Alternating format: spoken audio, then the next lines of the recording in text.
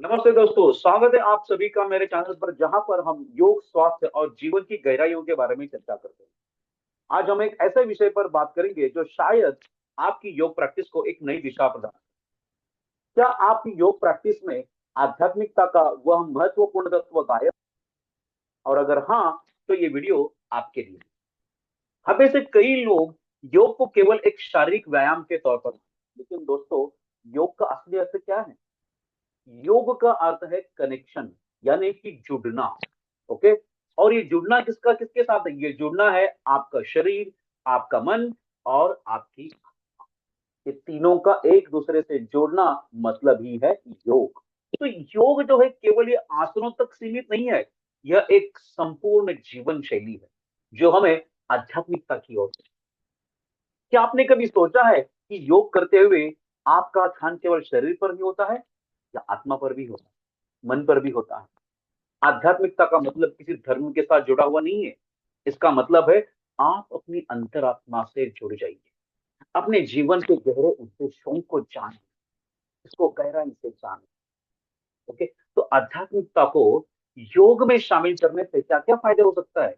Yes, ये सवाल आपके मन में आता होगा ना, तो चलिए इसके फायदे के बारे में हम जानें। ओके। पहला है आंतरिक शांति और संतुलन। एक इनर पीस की तलाश में हम सब लोग हैं। कहीं ना कहीं वो चीज मिसिंग है जो हम उसे ढूंढ रहे हैं। वो जो मिसिंग चीज है वो that is nothing but that is संतुष्टता, आत्मिक समाधान, शांति और पूरा संतुलन यानी बैलेंस। ये आपको योग की प्रैक्टिस से मिलेगा। जीवन की स्पष्टता, क्लैरिटी आ जाएगी। हमारे जीवन की उद्देश्यों के बारे में हमें तीसरा है संबंधों में सुधार। आध्यात्मिकता की वजह से जो सहानुभूति और दया का भाव मन में उत्पन्न होता है, उससे हमारे संबंधों में सुधार आता है और संबंध मधुर बन जाते हैं। तनाव और चिंता का समाधान हो जाता है। इसमें बहुत सारे जो कि प्राणायाम है, ओके, ध्यान है। इससे हमारे मन में जो भी तनाव है, ये तनाव और चिंता, उनका समाधान हमें मिल जाता है। लेकिन अब सवाल ये है कि हम अपनी योग की प्रैक्टिस में आध्यात्मिकता को कैसे जोड़ दें, राइट? तो आसान जवाब है इसका, वेरी सिंपल जवाब, दैट इज ओंकार ध्यान। ओंकार ध्यान ये सबसे आसान प्रक्रिया है हमारी योग में आध्यात्मिक के साथ जोड़ने का। फिर किसी वीडियो में हम इस ओंकार के बारे में जरूर बात करेंगे। ओके। और दूसरा जो माध्यम है वो है संकल्प और ध्यान। हर योगाभ्यास करने से पहले, यानी हर सेशन के पहले, आप मन में एक संकल्प लें और उस संकल्प को मन में दोहराते हुए अगर आप योगाभ्यास करेंगे, साथ ही साथ ध्यान का अभ्यास करेंगे, तो आपको इसमें बहुत कुछ लाभ मिलेगा, क्लैरिटी आ जाएगी। तीसरा है योगिक पुस्तकों या ग्रंथों का अध्ययन। सबसे बोलते हैं सर्वशास्त्र शिरोमणि जिसे कहते हैं, वो है श्रीमद् भगवत गीता। उसको पढ़ लीजिए, या फिर बहुत सारे योग के ग्रंथ हैं उनको पढ़ लीजिए। बहुत सारे वेद और उपनिषद हैं। ये सारे ग्रंथों का अध्ययन करने से हम योग के बारे में बहुत गहराई में जाके योग का अभ्यास हम कर सकते हैं।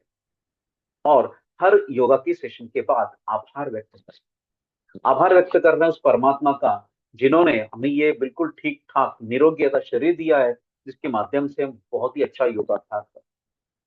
उस गुरु का भी आप आभार प्रकट करिए जिन्होंने आपको योग सिखाया। और अंत में आप जो भी योगाभ्यास करते हो, उस योगाभ्यास को अपने गुरु के चरणों में, उस परमात्मा के चरणों में अर्पण कर दे और दूसरे दिन की योगाभ्यास के लिए उनसे प्रेरणा दे। और last but not the least, प्रकृति से जुड़े। जो प्रकृति है, जो एनवायरमेंट है, जो नेचर है, जो निसर्ग है, इसके साथ साथ जुड़े, प्राकृतिक तौर से योगाभ्यास करें, प्रकृति में जाके, नेचुरल एनवायरमेंट में जाके योगाभ्यास करें। अगर आपकी योग की प्रैक्टिस में आध्यात्मिकता का ये तत्व उसमें मौजूद नहीं है, तो शायद आपका योगाभ्यास जो है वो कहीं ना कहीं अधूरा रह सकता है। बिना आध्यात्मिकता के योग केवल एक शारीरिक व्यायाम बन जाता है। आप अपनी आत्मा को अपने योगाभ्यास के साथ जोड़ने का जो अनुभव आपको सुखद अनुभव देता है, वही असली योग मैं कहता हूं। तो दोस्तों, योग सिर्फ शरीर का नहीं है, तो ये आत्मा का भी पोषण करता है। तो इसे अपने प्रैक्टिस में पूरी तरह से अपनाएं। आध्यात्मिकता को अपने जीवन का एक हिस्सा बनाएँ, अपने जीवन का एक अंग बनाएँ, जो आपको एक नई ऊर्जा, एक नई शांति, एक नई शक्ति और आनंद से पूरी तरह से। तो दोस्तों, अगर आपको ये वीडियो पसंद आया, तो ज़रूर आप इसे लाइक करिए और इसे शेयर भी करें। और हाँ, आप हमारे चैनल को सब्सक्राइब करना ना भूलें, ताकि अगली बार जब हम कोई भी नया वीडियो इसमें हम लाते हैं, तो आपको इसकी जानकारी मिल जाएगी। तो चलिए, खुश रहिए, आबाद रहिए और wishing you a very happy life. धन्यवाद। हरि ओम।